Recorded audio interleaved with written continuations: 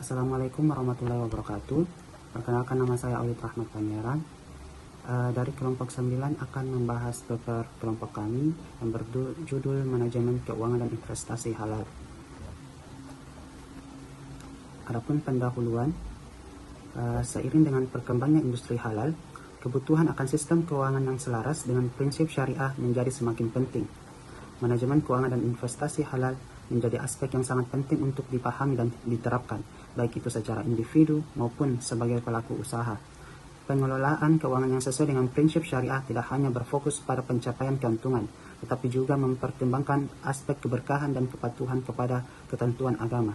Selain itu, investasi halal adanya analisis yang tidak hanya memperhatikan risiko dan imbal hasil, tetapi juga kesesuaian dengan prinsip syariah. Adapun prinsip keuangan syariah sebagai dasar, yaitu salah satunya terdapat 3, yaitu larangan terhadap riba, gharar, dan maisir. Riba merujuk pada tambahan atau bunga yang dikenakan dalam transaksi pinjaman yang dianggap merugikan pihak tertentu. Gharar adalah ketidakjelasan atau ketidakpastian dalam suatu transaksi, seperti informasi yang tidak lengkap atau objek yang belum pasti, sehingga menimbulkan sengketa.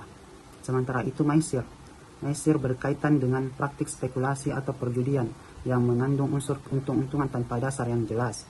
Ketiga larangan ini bertujuan untuk menciptakan sistem yang lebih adil, transparan, dan bebas dari praktik yang merugikan. Adapun sumber pembiayaan halal, yaitu ada mudarabah, musyarakah, murabahah, dan ijarah.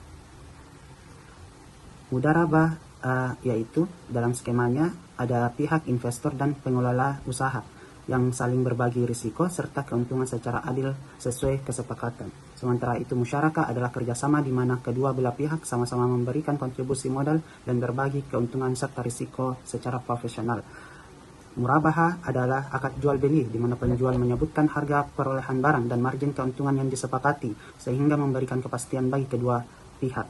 Adapun ijarah merupakan akad sewa menyewa atas suatu aset dengan imbalan tertentu tanpa adanya perpindahan kepemilikan.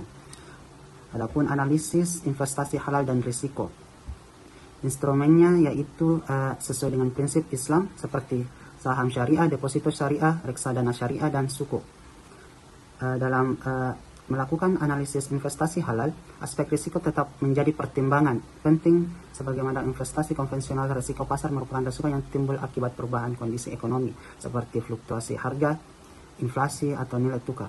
Risiko bisnis berkaitan dengan kinerja dan keberlangsungan usaha yang menjadi objek investasi, termasuk faktor manajemen dan operasional.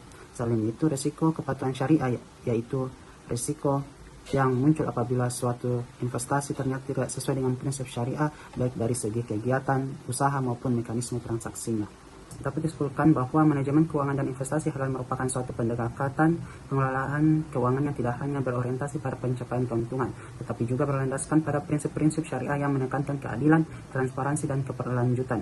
Penerapan prinsip syariah seperti larangan riba, gharar, dan maisir menjadi fondasi dalam setiap aktivitas keuangan, mulai dari penganggaran, pengelolaan dana, hingga pemilihan sumber pembiayaan. Dengan demikian, penerapan manajemen keuangan dan investasi halal diharap mampu menciptakan sistem ekonomi yang lebih stabil, adil, dan berkelanjutan, serta mendukung perkembangan industri halal secara menyeluruh. Terima kasih dari saya, kurang lebihnya mohon dimaafkan. Assalamualaikum warahmatullahi wabarakatuh.